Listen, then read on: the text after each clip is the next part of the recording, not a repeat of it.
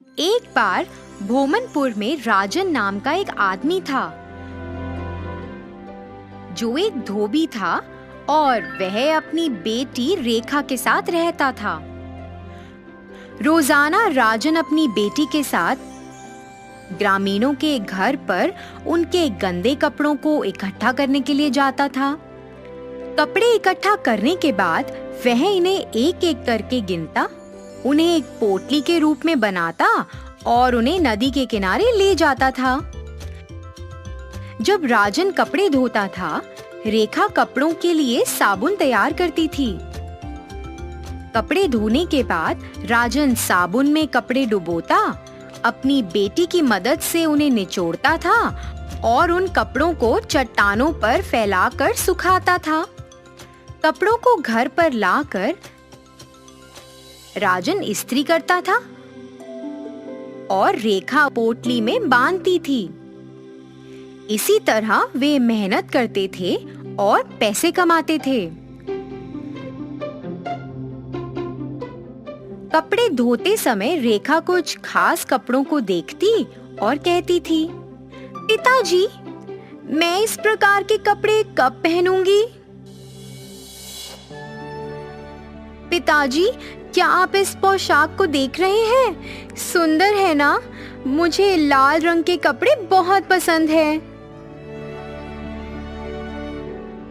पिताजी, मुझे भी ऐसे कपड़े पहनने हैं। क्या आप मुझे दिलाएंगे? रेखा जब भी राजन से इस तरह पूछती थी, तो वह उसे कभी जवाब नहीं देता था। अपने घर के कामों को पूरा करने के बाद उसने ग्रामीणों के कपड़ों की पोटली में से अपनी पसंदीदा आधी साड़ी उठाई और सज धज कर अच्छे से तैयार हो गई। तैयार होने के बाद वह खुद को निहारती और बहुत खुश महसूस करती। वह ऐसा कई बार करती थी और इसी तरह रेखा को इसकी आदत पड़ गई। हर दिन वह अपने पिता को बिना बताए पोटली में से कुछ कपड़े चुरा लेती थी। जब उसके पिता सो जाते, वह उन कपड़ों को पहन लेती और फिर सज धज कर अपने आप को निहारती थी। एक दिन जमींदार की बेटी ने अपने कपड़े धोने के लिए धोबी को राजघराने में बुलाया। राजन अपनी बेटी रेखा के साथ उनके पास पहुंचा। जब वे दोनों कपड़े इकट्ठे कर रहे थे, रेखा की नजर एक लाल और पीले कपड़े पर पड़ी और वह सचमुच उस कपड़े में खुद को देखना चाहती थी। कपड़े धोने और इस्त्री करने के बाद अनजाने में फिर से उसने वह कपड़े चोरी कर लिए जो उसने जमींदार के घर पर देखे थे। जब राजन उन कपड़ों को वापस देने के लिए गया, तब उसने गिनती करके एक एक कपड़ा पोटली से बाहर निकालना शुरू किया और उसे 11 कपड़ों में से केवल 10 जोड़ी कपड़े मिले। वो एक कपड़ा तो जमींदार की बेटी के पास था और उसने लापता जोड़ी के बारे में पूछा। मेम साहब, मैंने तो आपके सामने कपड़े गिन कर पोटली में रखे थे, पता नहीं अभी क्या हुआ। मुझे घर जाना है और एक बार मैं घर जाकर जांच करूंगा। मैं जल्द ही वापस आऊंगा, कृपया आप बुरा मत मानिए। ऐसा कहते हुए वह राजघराने से निकल गया। जल्द ही वह अपने घर पहुंचा और अपनी बेटी को उस एक जोड़ी कपड़े में देखकर चौंक गया। रेखा को अपने पिता के घर इतनी जल्दी वापस आने की उम्मीद नहीं थी। अरे पिताजी, मैं समझा सकती हूँ, कृपया मेरी बात सुने। बेटी, मैं इस गांव में सम्मान और नाम के साथ रहता हूँ और मन से काम करता हूँ। ये तुम्हें क्या हो गया है? ये तो बहुत शर्म की बात है कि आपने चोरी की है। जो आपने अभी किया है वह बिल्कुल गलत है। यह मूर्खता है। पिताजी, मुझे माफ कर दें पिताजी। मैं अपने जीवन में फिर ऐसी गलती कभी नहीं दोहराऊंगी। मैं आपसे कुछ भी नहीं छुपाना चाहती थी। रेखा, उन कपड़ों को धोकर इस्त्री कर दो। उन्हें तैयार रखें।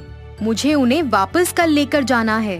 मैं खुद जाकर वापस करूंगा। अगर उन सभी को पता चल गया तो ये बहुत शर्मनाक बात होगी। तो बेहतर है जैसा मैं कह रहा हूँ तुम वैसा ही करो।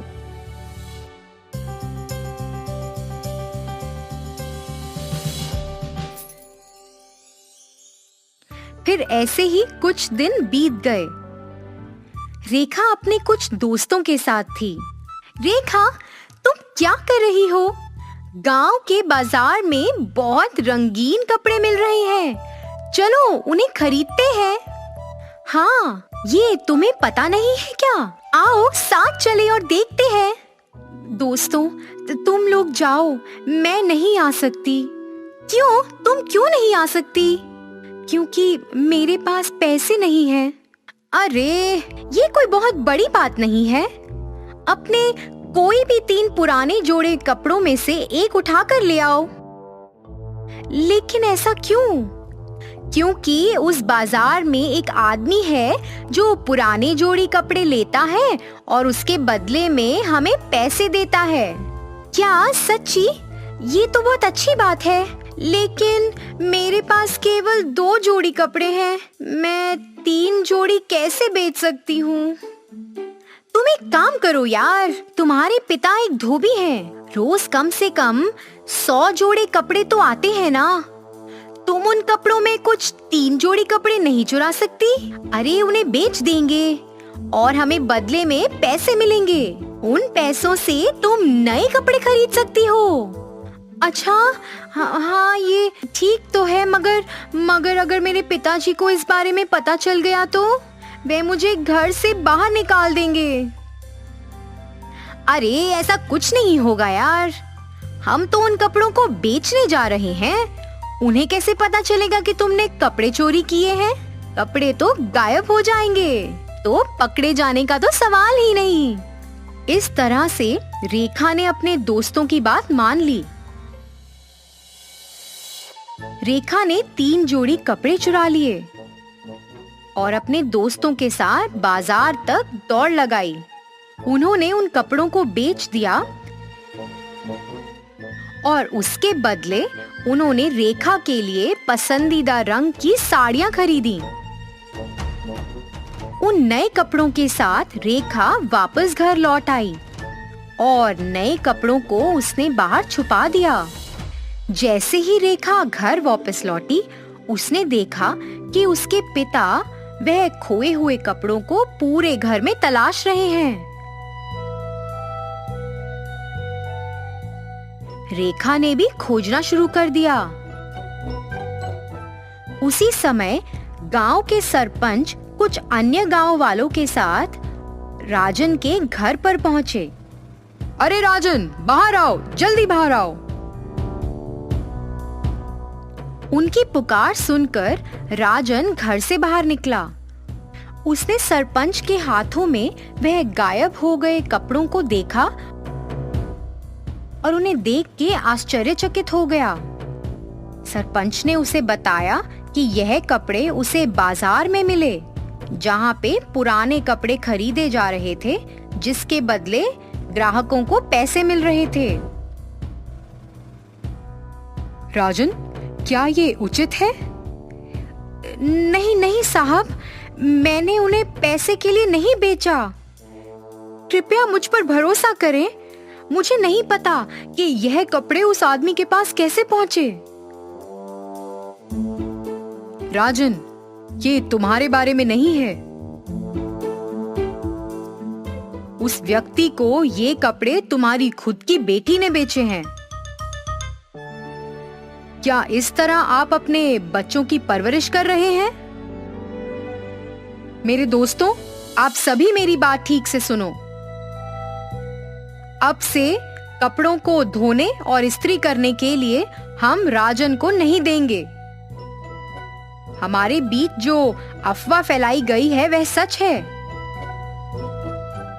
यह लोग हमारे कपड़ों को बेचकर फायदा उठाते हैं और बाद में ऐसा कहते हैं कि कपड़े तो अचानक गायब हो गए, कृपया क्षमा करें। ऐसा नहीं चलेगा, ये बहुत गलत है। सरपंच ने सभी को ऐसा कहा और वहां से चले गए।